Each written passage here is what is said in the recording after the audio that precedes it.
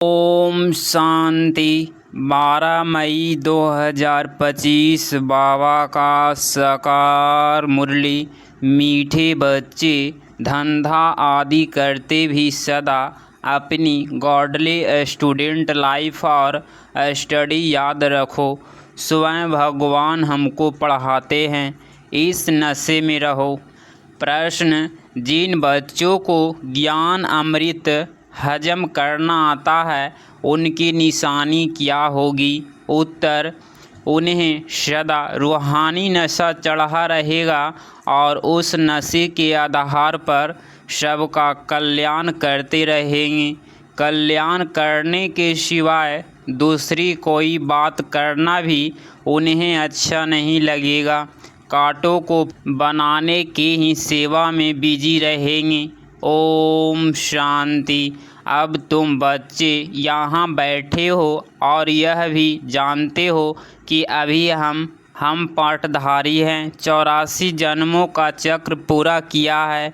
यह तुम बच्चों की स्मृति में आना चाहिए। जानते हो कि बाबा आया हुआ है हमको फिर से राज्य प्राप्त कराने व तमो प्रधान से सतो प्रधान बनाने। यह बातें सिवाय बाप के और कोई नहीं समझाएंगे। तुम जब यहाँ बैठते हो तो तुम जैसे स्कूल में बैठे हो, बाहर हो तो स्कूल में नहीं हो। जानते हो यह उच्च ते उच्च रूहानी स्कूल है। रूहानी बाप बैठ पढ़ाते हैं। पढ़ाई तो बच्चों को याद आनी चाहिए ना। यह भी बच्चा ठहरा। इनको अथवा सभी को सिखलाने वाला वह बाप है। सब मनुष्य मात्र की आत्माओं का बाप वह है। वह आकर शरीर का लॉन लेकर तुमको समझा रहे हैं। रोज समझाते हैं। यहाँ जब बैठते हो तो बुद्धि में स्मृति रहनी चाहिए कि हमने 84 जन्म लिए। हम विश्व के मालिक थे, देवी देवता थे, फिर पुण्य जन्म लेते लेते आकर पट पड़े हैं। भारत कितना सॉल्वेंट था, सारी स्मृति आई है। भारत की ही कहानी है। साथ साथ अपनी भी। अपने को फिर भूल न जाओ। हम स्वर्ग में राज्य करते थे, फिर हमको 84 जन्म लेने पड़े। यह सारा दिन स्मृति में लाना पड़े। धंधा आदि करते स्टडी तो याद आनी चाहिए ना। कैसे हम विश्व के मालिक थे, फिर हम नीचे उतरते आए। बहुत सहज है, परंतु यह याद भी कोई को रहती नहीं है। आत्मा पवित्र न होने कारण याद खिसक जाती है। हमको भगवान पढ़ाते हैं, याद खिसक जाती है। हम बाबा के स्टूडेंट हैं। बाबा कहते रहते हैं याद की यात्रा पर रहो। बाप हमको पढ़ाकर यह बना रहे हैं। सारा दिन यह स्मृति आती रहे। बाप ही स्मृति दिलाते हैं। यही भारत था ना। हम सो देवी देवता थे, सो अब असुर बने हैं। पहले तुम्हारी भी बुद्धि आसुरी थी, अब बाप ने ईश्वरीय बुद्धि दी है। परंतु फिर भी कोई की बुद्धि में बैठता नहीं है। भूल जाते हैं बाप कितना नशा चढ़ाते हैं। तुम फिर से देवता बनते हो तो वह नशा रहना चाहिए ना। हम अपना राज्य ले रहे हैं, हम अपना राज्य करेंगे। कोई को तो बिल्कुल नशा चढ़ता नहीं है। ज्ञान अमृत हजम ही नहीं होता है। जिन्हें नशा चढ़ा हुआ होगा उन्हें किसका कल्याण करने के सिवाय दूसरी कोई बात करना भी अच्छा नहीं लगेगा। फूल बनाने की सर्विस में ही लगे रहेंगे। हम पहले फूल थे, फिर माया ने कांटा बना दिया, अब फिर फूल बनते हैं। ऐसी बातें अपने से करनी चाहिए। इस नशे में रह तुम किसको भी समझाएंगे तो झट कोई को तीर लगेगा। भारत गार्डन ऑफ अल्लाह था, अब पतित बन गया है। हम ही सारे विश्व के मालिक थे। कितनी बड़ी बात है। अभी फिर हम क्या बन गए हैं, कितना गिर गए। हमारे गिरने और चढ़ने का यह नाटक है। यह कहानी बाबा बैठ सुनाते हैं वह है झूठी, यह है सच्ची। सत्यनारायण की कथा सुनाते हैं, समझते थोड़े ही हैं कि हम कैसे चढ़े फिर कैसे गिरे हैं। यह बाप ने सच्ची सत्यनारायण की कथा सुनाई है, रजाई कैसे गवाई यह सारी है अपने ऊपर। आत्मा को अभी मालूम पड़ा है कि हम कैसे अब बाप से रजाई ले रहे हैं। बाप यहाँ पूछते हैं तो कहते हैं हाँ नशा है, फिर बाहर जाने से कुछ भी नशा नहीं रहता। बच्चे खुद समझते हैं, बहल हाथ तो उठाते हैं, परंतु चलन ऐसी है जो नशा रह न सके। फीलिंग तो आती है ना। बाप बच्चों को स्मृति दिलाते हैं, बच्चे मैंने रजाई दी थी फिर तुमने गवा दी, तुम नीचे उतरते आए हो क्योंकि यह नाटक है चढ़ने और उतरने का। आज राजा है कल उसको उतार देते हैं। अखबार में बहुत ऐसी ऐसी बातें पढ़ती है जिसका रेस्पॉन्स दिया जाए तो कुछ समझे यह नाटक है। यह याद रहे तो भी श्वेत खुशी रहे। बुद्धि में है ना। आज से 5000 वर्ष पहले शिव बाबा आया था, आकर राजयोग सिखाया था, लड़ाई लगी थी। अभी यह सब राइट बातें बाप सुनाते हैं। यह है पुरुषोत्तम युग। कलयुग के बाद यह पुरुषोत्तम युग आता है। कलयुग को पुरुषोत्तम युग नहीं कहेंगे, सतयुग को भी नहीं कहेंगे। असुरी संप्रदाय और देवी संप्रदाय कहते हैं उनके बीच का है यह संगम युग। जबकि पुरानी दुनिया से नई दुनिया बनती है, नई से पुरानी होने में सारा चक्र लग जाता है। अभी है संगम युग। सतयुग में देवी देवताओं का राज्य था, अब वह है नहीं। बाकी अनेक धर्म आ गए हैं, यह तुम्हारी बुद्धि में रहता है। बहुत है जो 6-8 मास 12 मास पढ़कर फिर गिर पड़ते हैं, फेल हो पड़ते हैं, बहल पवित्र बनते हैं, परंतु पढ़ाई नहीं करते तो फंस पड़ते हैं। सिर्फ पवित्रता भी काम नहीं आती। ऐसे बहुत सन्यासी भी हैं, वह सन्यास धर्म छोड़ जाए गृहस्थी बन जाते हैं, शादी आदि कर लेते हैं। तो अब बाप बच्चों को समझाते हैं तुम स्कूल में बैठे हो, यह स्मृति में है हमने अपनी रजाई कैसे गवाई, कितने जन्म लिए। अब फिर बाप कहते हैं विश्व के मालिक बनो, पावन जरूर बनना है। जितना जास्ती याद करेंगे उतना पवित्र होते जाएंगे, क्योंकि सोने में खाद पड़ती है। निकले कैसे तुम बच्चों की बुद्धि में है। हम आत्मा शतो प्रधान थी, 24 कैरेट थी, फिर गिरते गिरते ऐसी हालत हो गई है, हम क्या बन गए। बाप तो ऐसी नहीं कहते कि हम क्या थे, तुम मनुष्य ही कहते हो हम देवता थे। भारत की महिमा तो है ना। भारत में कौन आते हैं, क्या ज्ञान देते हैं, यह कोई नहीं जानते।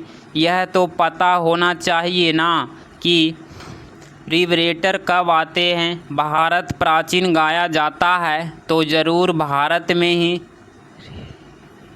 रिनकॉरेंशन होता होगा, अथवा जयंती भी भारत में ही मनाते हैं। ज़रूर फादर यहाँ आता है। कहते भी हैं भागीरथ तो मनुष्य शरीर में आया होगा ना। फिर घोड़े गाड़ी भी दिखाई है, कितना फ़र्क है। श्री कृष्ण और रथ दिखाया है, मेरे किसको पता नहीं है। अभी तुम समझते हो बाबा इस रथ पर आते हैं, इनको ही भाग्यशाली रथ कहा जाता है। ब्रह्मा सो विष्णु चित्र में कितना क्लियर है। त्रिमूर्ति के ऊपर शिव, यह शिव का परिचय किसने दिया, बाबा ने ही। भी तुम समझते हो बाबा इस ब्रह्मा रथ में आए हैं। ब्रह्मा सो विष्णु, विष्णु सो ब्रह्मा, यह भी बच्चों को समझाया है। कहाँ 84 जन्म के बाद विष्णु सो ब्रह्मा बनते, कहाँ ब्रह्मा सो विष्णु 1 सेकंड में वंडरफुल बातें है ना। बुद्धि में धारण करने की पहले पहले समझाना होता है। बाप का परिचय भारत स्वर्ग था। हेविनली गॉडफादर ने स्वर्ग बनाया होगा। यह चित्र तो बड़ा फर्स्ट क्लास है। समझाने का शौक़ रहता है। बाप को भी शौक़ है। तुम सेंटर्स पर भी ऐसे समझाते रहते हो। यहाँ तो डायरेक्ट बाप है। बाप आत्माओं को बैठ समझाते हैं। आत्माओं के समझाने और बाप के समझाने में फ़र्क तो ज़रूर रहता है। इसीलिए यहाँ सम्मुख आते हैं सुनने लिए। बाप ही घड़ी घड़ी बच्चे बच्चे कहते हैं। भाई भाई का इतना असर नहीं रहता जितना बाप का रहता है। यहाँ तुम बाप के सम्मुख बैठे हो। आत्माएं और परमात्मा मिलते हैं तो इसको मेला कहा जाता है। बाप सम्मुख बैठ समझाते हैं तो बहुत नशा चढ़ता है। समझते हैं बेहद का बाप कहते हैं हम उनका नहीं मानेंगे। बाप कहते हैं हमने तुमको स्वर्ग में भेजा था, फिर तुम 84 जन्म लेते लेते पतित बने हो, फिर तुम पावन नहीं बनेंगे। आत्माओं को कहते हैं कोई समझते हैं बाबा सच कहते हैं, कोई तो झट कहते बाबा हम पवित्र क्यों नहीं बनेंगे। बाप कहते हैं मुझे याद करो तो तुम्हारे पाप कट जाएंगे, तुम सच्चा सोना बन जाएंगे। मैं सभी का पतित पावन बाप हूँ। तो बाप की समझानी और आत्माओं की बच्चों की समझानी में कितना फ़र्क है समझो। कोई नए आ जाते हैं उसमें भी जो यहाँ का फूल होगा तो उनको टच होगा। यह कहते ठीक है जो यहाँ का नहीं होगा तो समझेगा नहीं। तो तुम भी समझाओ। हम आत्माओं को बाप कहते हैं तुम पावन बनो। मनुष्य पावन बनने के लिए गंगा स्नान करते हैं, गुरु करते हैं, परंतु पतित पावन तो बाप ही है। बाप आत्माओं को कहते हैं कि तुम कितने पतित बन गए हो। इसीलिए आत्मा याद करती है कि आकर पावन बनाओ। बाप कहते हैं मैं कल्प कल्प आता हूँ। तुम बच्चों को कहता हूँ यह अंतिम जन्म पवित्र बनो। यह रावण राज्य खत्म होना है। मुख्य बात है ही पावन बनने की। स्वर्ग में विष होता नहीं। जब कोई आते हैं तो उनको यह समझाओ कि बाप कहते हैं अपने को आत्मा समझ मुझ बाप को याद करो तो पावन बन जाएंगे। खाद निकल जाएगी। मन मना भव अक्षर याद है ना। बाप निराकार है, हम आत्मा भी निराकार है। जैसे हम शरीर द्वारा सुनते हैं, बाप भी इस शरीर में आकर समझाते हैं। नहीं तो कैसे कहे कि मामी कम याद करो। देह के सभी संबंध छोड़े जरूर यहाँ आते हैं। ब्रह्मा में प्रवेश करते हैं। प्रजापिता आप प्रैक्टिकल में है। इन द्वारा हमको बाप से कहते हैं। हम बेहद के बाप की ही मानते हैं। वह कहते पावन बनो, चितपना छोड़ो, पुरानी देह के अभिमान को छोड़ो, मुझे याद करो तो अंतमति सोगति हो जाएगी। तुम लक्ष्मी नारायण बन जाएंगे। आपसे बेमुख करने वाला मुख्य अवगुण है एक दूसरे का परचिंतन करना, इविल बातें सुनना और सुनाना। बाप का डायरेक्शन है तुम्हें इविल बातें सुनानी नहीं है, इनकी बात इनको सुनाना। यह धोतीपना तुम बच्चों में नहीं होना चाहिए। इस समय दुनिया में अभी विपरीत बुद्धि है ना। सिवाय राम के दूसरी कोई बात सुनाना उसको धोतीपना कहा जाता है। अब बाप कहते हैं यह धोतीपना छोड़ो। तुम सभी आत्माओं को बताओ कि हे सीताएं तुम एक राम से योग लगाओ। तुम हो मैसेंजर। यह मैसेज दो कि बाप ने कहा है मुझे याद करो। बस इस बात के सिवाय बाकी सब है धोतीपना। बाप सब बच्चों को कहते हैं धोतीपना छोड़ दो। सभी सीताओं का एक राम से योग जुड़वाओ। तुम्हारा धंधा ही यह है, बस यह पैगाम देते रहो। बाप आया हुआ है, कहते हैं तुमको गोल्डन एज में जाना है, अब इस आयरन एज को छोड़ना है। तुमको वनवास मिला हुआ है, जंगल में बैठे हो ना। वन जंगल को कहा जाता है। कन्या की जब शादी होती है तो वन में बैठती है, फिर महल में जाती है। तुम भी जंगल में बैठे हो, अब ससुर घर जाना है, इस पुरानी देह को छोड़ना है। एक बाप को याद करो, जितनी विनाशकाले प्रीत बुद्धि है वह तो महल में जाएंगी, वाकी विपरीत का है वनवास, जंगल में वास है। बाप तुम बच्चों को भिन्न भिन्न रीति से समझाते हैं। जिस बाप से इतनी बेहद की बादशाही ली है उनको भूल गए हो तो वनवास में चले गए हो। वनवास और गार्डन वास बाप का नाम ही है भगवान। परंतु जब कोई की बुद्धि में आए भारत में ही हमारा राज्य था, अभी नहीं है, अभी तो वनवास है, फिर गार्डन में चलते हैं। तुम यहाँ बैठे हो तो यह बुद्धि में है, हम बेहद के बाप से अपना राज्य ले रहे हैं।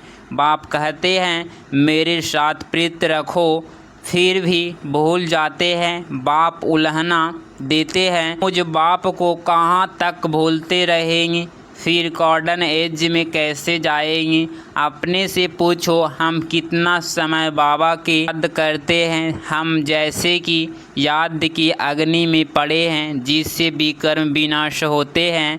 एक बाप से प्रीत बुद्धि होना है सबसे फर्स्ट क्लास मासूक है, जो तुमको भी फर्स्ट क्लास बनाते हैं।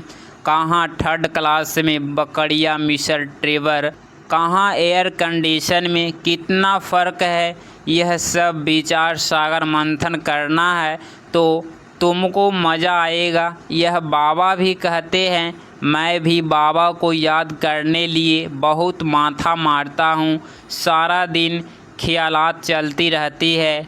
तुम बच्चों को भी यही मेहनत करनी है। अच्छा, मीठे मीठे सिकिलदे बच्चों प्रति माता पिता बाप दादा का याद प्यार और गुड मॉर्निंग। रूहानी बाप की रूहानी बच्चों को नमस्ते नमस्ते। धारणा के लिए मुख्य सार पॉइंट नंबर फर्स्ट, किसी को भी एक राम बाप की बातों के सिवाय दूसरी कोई भी बातें नहीं सुनानी है। एक की बात दूसरे को सुनाना, प्रचिंतन करना, यह धोतीपना है, इसे छोड़ देना है। पॉइंट नंबर 2, एक बाप के साथ प्रीत रखनी है, पुरानी देह का अभिमान छोड़ एक बाप याद से स्वयं को पावन बनाना है। 12 मई 2025 का वरदान, शमाने की शक्ति द्वारा रॉन्ग को भी राइट बनाने वाले विश्व परिवर्तक भव। स्पष्टीकरण, दूसरे की गलती को देखकर स्वयं गलती नहीं करो। अगर कोई गलती करता है तो हम राइट में रहें, उसके संग के प्रभाव में ना आए। जो प्रभाव में आ जाते हैं वह अलबेले हो जाते हैं। हर एक सिर्फ यह जिम्मेवारी उठा लो कि मैं राइट के मार्ग पर ही रहूँगा।